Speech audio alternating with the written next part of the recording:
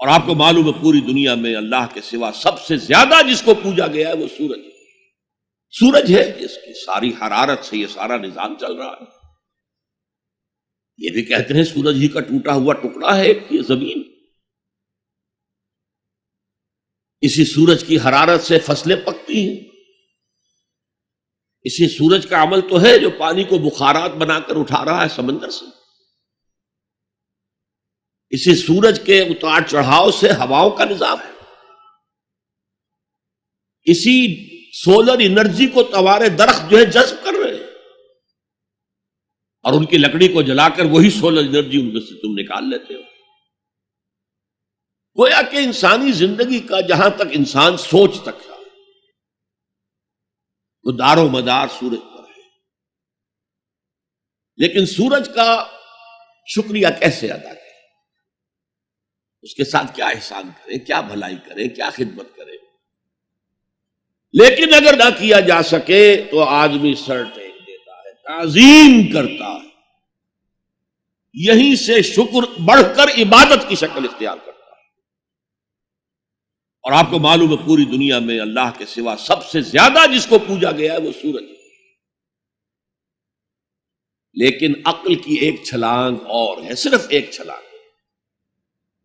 یہ سورج اور چاند تو ایک نظام میں جکڑے ہوئے معلوم ہوتے ہیں. ہر روز ایک ہی نظام سے معاملہ چل رہا ہے. کوئی اور ہے جس کے نظام میں یہ جکڑے ہوئے ہیں؟ یہ ایک چھلانگ ہے. وَإِذْ قَالَ لُقْمَانُ لِابْنِهِ وَهُوَ يَعِظُهُ يَا بُنَيَّ لَا تُشْرِكْ بِاللَّهِ. ذرا یاد کرو جب کہ کہا تھا لقمان نے اپنے بیٹے سے، اور وہ اسے واعظ کہہ رہے تھے، نصیحت کر رہے تھے. عام طور پر یہی خیال ہے کہ یہ انتقال کے وقت کی نصیحت اور وصیت تھی. اب ظاہر بات ہے کہ انسان اپنے انتقال کے وقت اپنے بیٹے کو وہی باتیں بتائے گا جو اہم ترین ہے اس کے نزدیک، اس کی زندگی کا حاصل ہے. دولت مند شخص اپنے دولت کا حساب بتائے گا، کہاں کہاں کس کس شکل میں ہے. حکیم انسان کے لیے اس کی حکمت ہی اس کا اصل خزانہ ہے، دولت ہے. اس حکمت کا خلاصہ اور لب لباب ہے جو حضرت لقمان منتقل کر رہے ہیں اپنے بیٹے کو. اسی کو اقبال نے کہا تھا کہ یہی ہے متاع فقیر، میرے قافلے میں لٹا دے اسے، لٹا دے ٹھکانے لگا دے اسے. میرے پاس جو حکمت ہے، جو بھی میں نے قرآن سے اخذ کی ہے حکمت، یہی کچھ ہے. ساقی متاع فقیر، اس اے ساقی متاع فقیر یہی کچھ ہے.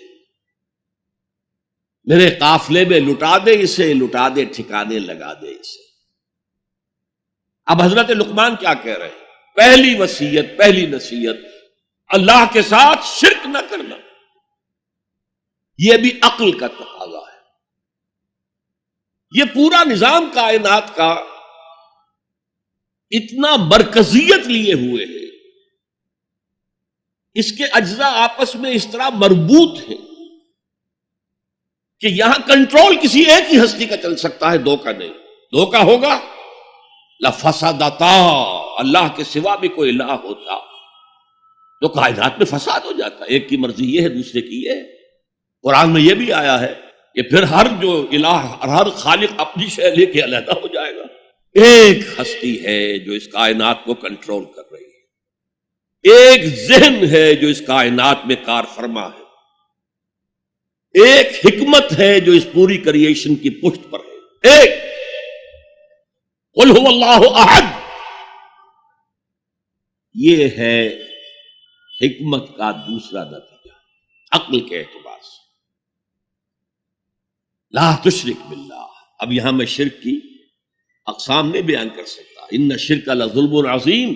یقیناً شرک بہت بڑی زیادتی ہے، بہت بڑا ظلم ہے.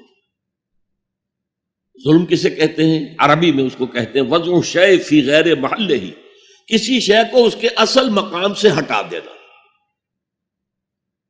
اور شرک کی دو ہی شکلیں ہیں، یا تو خدا کو اس کے اصل مقام رفیع سے اتار کر مخلوقات کی صف میں لے آتے ہیں، یا پھر مخلوقات میں سے کسی کو اللہ کی جگہ پہنچا دیا.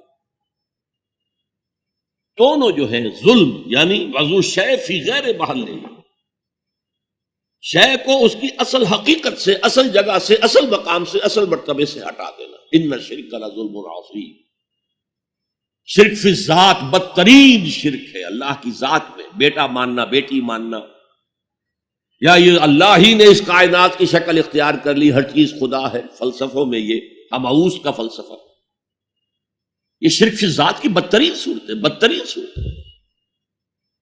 پھر شرک فی صفات ہے، بدقسمتی سے ہماری زبان میں الفاظ، صفات کے لیے جو الفاظ ہیں وہ مشترک ہیں اللہ میں اور مخلوق میں۔ اللہ موجود ہے، ہم بھی موجود ہیں، اللہ علیم ہے، ہم بھی علیم ہے، عالم ہے، علامہ بھی ہے، علامہ۔ یہ جو اشتراک لفظی ہے اس سے بھی مغالطے پیدا ہو۔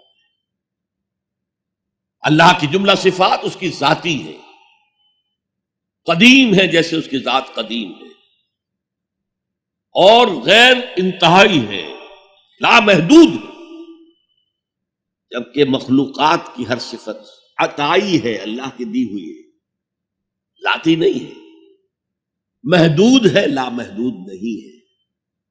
اور جیسے اس کا وجود حادث ہے اس کی صفت بھی حادث ہے۔ یہ فرق اگر ملحوظ رہے تب تو آدمی بچ جائے گا شرک فی صفات سے، ورنہ گڑبڑ ہو جاتا ہے معاملہ۔ پھر شرک فی الحقوق، اللہ کا حق ہے کہ اس کی بندگی کی جائے، اس کا حکم مانا جائے، اس کا قانون نافذ کیا جائے، اس کی حاکمیت تسلیم کی جائے۔ اس میں اگر آپ آ کر شریک ہو گئے، ہم خود حاکم ہیں، حاکمیت جمہور، سلطانی جمہور کا آتا ہے زمانہ، جو نقش کہن تم کو نظر آئے مٹا دو، شرک ہے۔ فرعون خدائی کا دعویٰ کر کے عظیم ترین شرک کا ارتکاب کر رہا تھا، نمرود نے خدائی کا دعویٰ کیا، عظیم ترین شرک کا ارتکاب کر رہا تھا۔ خليل بالقرآن هو إمامنا على هداية الله آمتنا، كلام ربنا هدايتنا، عطاء جبريل على رسولنا